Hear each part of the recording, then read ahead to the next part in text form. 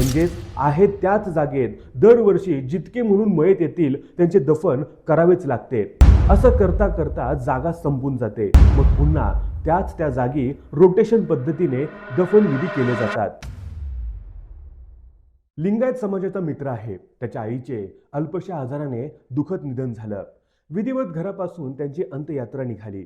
मल्लिकार्जुन मंदिराला वळसा घालून अंतिम दर्शन घेऊन लिंगायत स्मशानभूमीत दाखल झाले। तिथं आधीच निर्धारित केलेल्या जागी खड्डा खोदून ठेवला होता। अखेरचे विधी सुरू झाले आणि मित्र कासावीस झाला।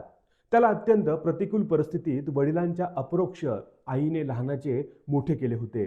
तिच्या परीने तिने सर्वोच्च योगदान दिले होते। तिचे आता कुठे सुखाचे दिवस आले होते आणि ती चटका लावून निघून गेली।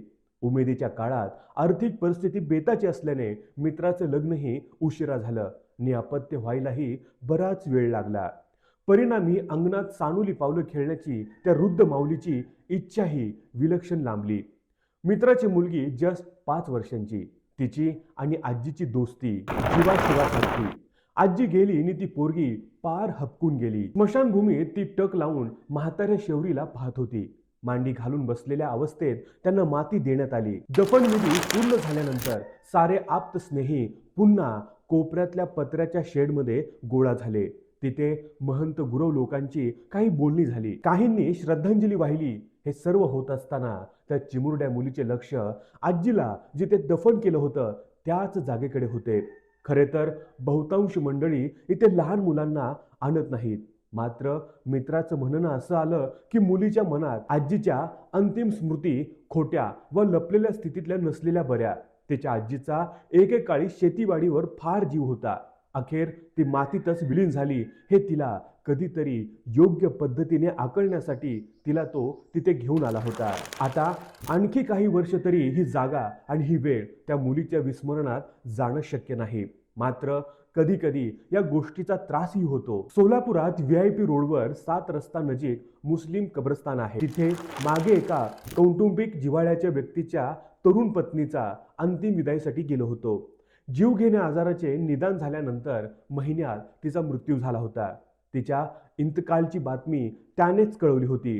2 वर्ष वयाची जुळी मुलं मागे ठेवून ती निघून गेली। त्या दिवशी त्याच्या नजरेला नजर देता आली नाही। काळ पुढे जात राहिला। घटनेच्या दुसऱ्या वर्षी शबे बारातला त्याने खूप आग्रह केल्याने जाऊन आलो, तर त्यांची मुलं थोडीशी मोठी वाटत होती आणि ती त्या आईच्या कबरीला अगदी बिलगून बसली होती। कबर तरी काय म्हणावी, मातीचा एक ढिगारा, ज्याच्या 4 दिशांना खुणा म्हणून काही दगड ठेवलेले, त्यावर फुलांची चादर अंथरलेली, एक रेशमी तलम वस्त्रही अंथरलेलं। त्यांचे नातलगही आले होते। ती लहानगी मूल त्या मातीच्या ढिगाऱ्यात त्यांची आई शोधत असावी। तिची ऊब अनुभवत असतील, तिला अम्मी अम्मी म्हणून हाका मारत असतील। इतर समवयीन मुलांच्या आईला पाहून त्यांना वाटत असेल की आपली अम्मीही असायला पाहिजे होती। त्यांची समजूत कोण आणि कशी घालणार? तिथून आल्यानंतर तो प्रसंग आणि ती मूल बरेच दिवस डोळ्यापुढे तरळत राहिले। यंदाच्या वर्षीच्या शबे बारातसाठी आठवड्यापूर्वी मित्राने फोन केलेला। फोनवर जाणवत होतं की तो शोकाकुल झाला होता। त्याची अडचण विलक्षण होती। किती जरी झाले तरी कब्रस्तानच्या मूळच्या आरेखित जागेबाहेर जाऊन त्यात बदल होणं अशक्यच। म्हणजेच आहे त्याच जागेत दरवर्षी जितके म्हणून मयत येतील त्यांचे दफन करावेच लागते। असं करता करता जागा संपून जाते। मग पुन्हा त्या जागी रोटेशन पद्धतीने दफनविधी केले जातात। यात अपवाद वगळता बहुतांश कबरीची माती विधिवत खालीवर करून त्यात नव्याने दुसऱ्याचे दफन केले जाते। मित्राच्या पत्नीची कबर आता लोप पावली होती। तिचे नामो निशान उरले नव्हते। मुलांना आता आईची ओढ लागली होती। त्यांना त्या जागी नेऊन निराश करणं त्याला झेपत नव्हतं। त्याची आई जिथे निद्रिस्त झाली होती ती जागा त्याच्या मनात कोरली गेली होती। त्याचे आता काय करायचे हा त्याच्या पुढचा यक्ष प्रश्न होता। त्याला सांगितलं की सर्व वास्तव त्यांना आहे असे सांग आणि प्रत्यक्ष नेऊनही दाखव। तिथली माती तरी असेलच, ती त्यांना पाहू देत।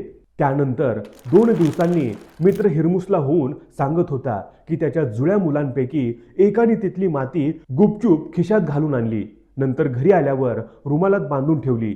ती माती आता त्याच्या दप्तरात असते. न जाणो उद्या माती ही नाहीशी झाली तर आम्हीला कुठे शोधायचे, हा त्या लहानग्या जीवाला पडलेला प्रश्न ऐकताना गलबलून आलं. काळीच डोळ्यातून वाहू लागलं. मित्रांनो, या व्हिडिओबद्दल तुमचं मत काय आहे हे आम्हाला कमेंट करून जरूर कळवा.